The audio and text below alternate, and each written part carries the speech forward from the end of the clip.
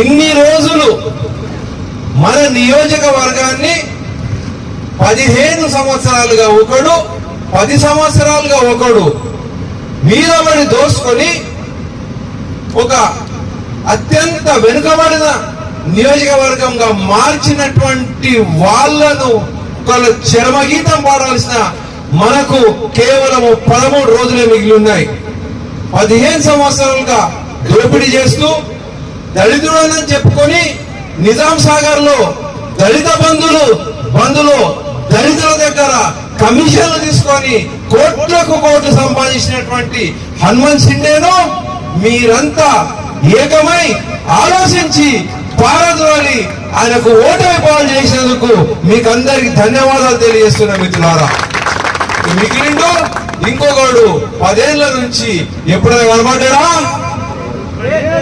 ఎప్పుడైనా మాట విన్నారా? గుసగుసలు ఎందుకు ఆడతాడు? మాట్లాడేది శాత కదా. ఆ రోజు అర్థం చేసుకోండి, కేసీఆర్ కు హెలికాప్టర్లు నడిపించేదానికి పైసలు ఇష్టోడు ఎవరు దొరకలే. ఆయన ప్రచారం చేయాల్సిన అవసరం వచ్చింది.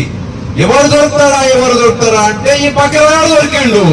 బక్రగాడు దొరికి కేసీఆర్ నేను నీకు హెలికాప్టర్ పైసలు ఇస్తా, నాకు టికెట్ అన్నాడు. అయితే ఆ టికెట్ తీసుకొచ్చేసి పోయి మన జైరాబాద్ మీద పడేసిండు.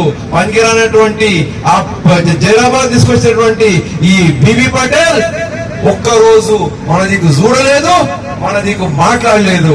కాబట్టి ఆలోచించండి మిత్రులారా, ఒక రాజకీయ నాయకునికి ఉన్నటువంటి బాధ్యత ఏమది? మనం పని చేస్తాం, ఒకరు వ్యవసాయం చేస్తారు, ఒకరు కూలీ చేస్తారు, ఒక దుకాణం నడిపించచ్చు, ఒకరు ఏమైనా పని చేయొచ్చు. ఉదాహరణకు మన దగ్గర కల్వన్కి వచ్చిండ్రు, కల్వన్కి వచ్చిన ఆమె పని చేస్తలేదు. కల్వన్కి వచ్చినామో పోయి గట్టు మీద కూర్చున్నది, చెట్టు కింద కూర్చున్నది. ఏం చేస్తావు? పోతావు, చెప్తావు, అమ్మా పని చెయ్యదు పొద్దుకి దాకా చెయ్యదు, ఏదో ఫోన్ అని చెప్పేసి ఇంత కూలి ఇచ్చేసి పంపించేస్తావు. రేపు పిలుస్తావా కూలికి? మళ్ళీ పిలుస్తావా? 10 సంవత్సరాల నుంచి ఈ బీబీ పటేల్ చేస్తున్నది అదే. ఓటేస్తున్నాము, ఢిల్లీకి పోతాడు, డీళ్లు మాట్లాడుకుంటాడు, ఢిల్లీకి పోతాడు, బిజినెస్ చేస్తాడు, ఢిల్లీకి వెళ్ళి చక్కగా ఔరంగాబాద్ పోతాడు, నాగ్పూర్ పోతాడు, పూనాకు పోతాడు. ఎందుకు పోతాడు? ఖాళీ బిజినెస్ చేయడానికి పోతాడు. ఒక్కరోజు నియోజకవర్గం పనిచేయలే. ఒక్క కైగిలికి వచ్చినటువంటి ఒక మనిషి పని చేయకపోతేనే తెల్లవారు తీసి పడిస్తాము. 10 సంవత్సరాలుగా నిద్రపోతూ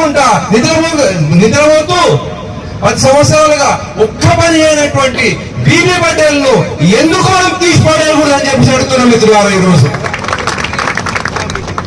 పాపం పెద్ద మనుషులు బీబీ పటేల్ అంటే బిజినెస్ పటేల్ అంటున్నారు. బిజినెస్ పటేల్ కాదు, ఆయన బేకార్ పటేల్, పనికి రాని పటేల్,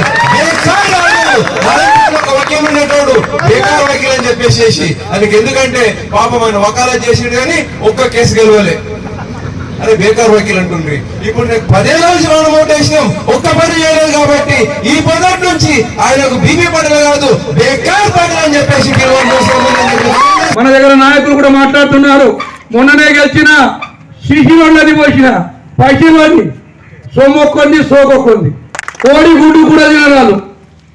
ఇప్పుడు నిలబడ్డ అభ్యర్థికి అర్థం చేసుకోండి. కొట్టుకొట్టినట్టు 2 అన్నదమ్ములు నీళ్ళేదే నూకెళ్తారు. ఒక పెద్ద పొరపాటు. పనికిరాని చెత్త కొడుకులు ఇష్టం వచ్చినట్టు మాట్లాడుతున్నారు. నేను ఒక హోంశాంతి ఒకటే తిట్టుడు బంద్ చేసుకున్నా కానీ చెప్పాలా, తప్పది. అడగండి కాంగ్రెస్ ఎంపీ క్యాండిడేట్ సురేష్ షెట్కార్కు, అడగండి మన ఎమ్మెల్యేకు ఓటేసి గెలిపించినాం. ఆవిడ ఎక్కడికి వెళ్ళి వచ్చిండో, వెనకటికి ఓడి పిల్లకు గద్దెత్కపోతుంది. ఇప్పుడు బంద్ అయ్యాయి. అత్తగత్తలు నా సీట్ అనగా నూకపోయినాడు.